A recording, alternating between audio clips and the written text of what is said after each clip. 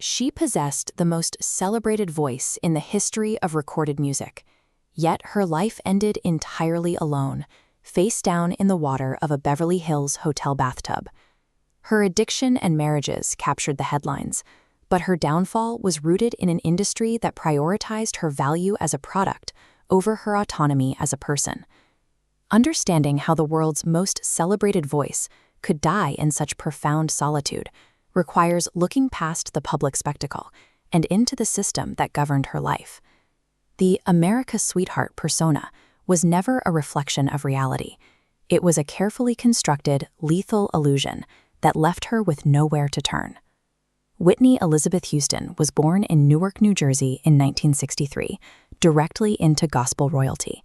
Her mother, Cissy Houston, was one of the most respected vocalists in America. Before her music career even began, scouts recognized her striking presence. By her late teens, she was breaking barriers as one of the first Black women to grace the cover of 17 magazine. Behind closed doors, her parents' marriage was collapsing. Her father was frequently absent, her mother was constantly touring, and Whitney spent long stretches of her youth without close supervision. During those unsupervised years, long before the pressures of global fame or Bobby Brown entered the picture, she began experimenting with narcotics. The flawless public image was built over a deeply vulnerable teenager standing on a fractured foundation. In 1983, Arista Records executive Clive Davis signed the young singer. He meticulously engineered her persona into an elegant, untouchable pop princess. The packaging worked. Her debut produced 3 #1 singles, and her sophomore album became the first by a female artist to debut at #1 on the Billboard 200. Protecting that lucrative brand required strict control over her personal life. Whitney's closest confidant and protector was Robin Crawford, a woman she had known since she was 16. Their intimate bond was viewed as a threat to the carefully curated image.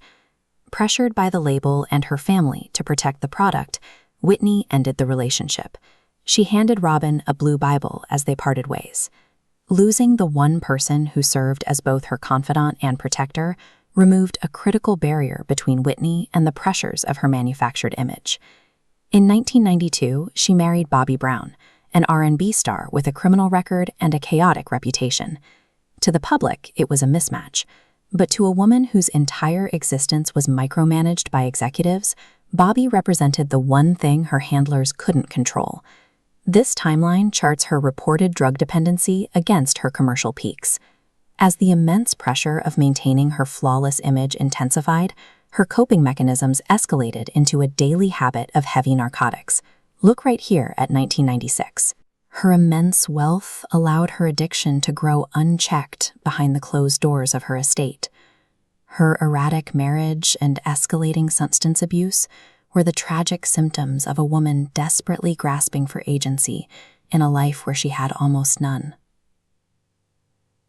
Fast forward to February 2012. The night before she died, Whitney discovered her daughter, Bobby Christina, asleep in the bathtub of their hotel room and managed to pull her from the water. Less than 24 hours later, Whitney was found face down and unresponsive in her own bathtub on the same floor. Downstairs, Clive Davis's pre-Grammy party, filled with the executives and celebrities who profited from her talent, carried on as an impromptu memorial. Whitney managed to save her daughter from the water, but out of everyone in the massive industry machine that surrounded her, no one was there to save Whitney. 3 years later, the cycle repeated itself with devastating precision. Bobby Christina was found face down in the bathtub of her Georgia home. She slipped into a medically induced coma and died 6 months later at age 22. She was buried side by side with her mother. Whitney sold over 200 million records and delivered a Super Bowl performance that defined a generation. Achievements that make the solitary nature of her end particularly difficult to reconcile. The industry manufactured her image. Her handlers severed her deepest connections. Addiction claimed her health, and the water finally took her life.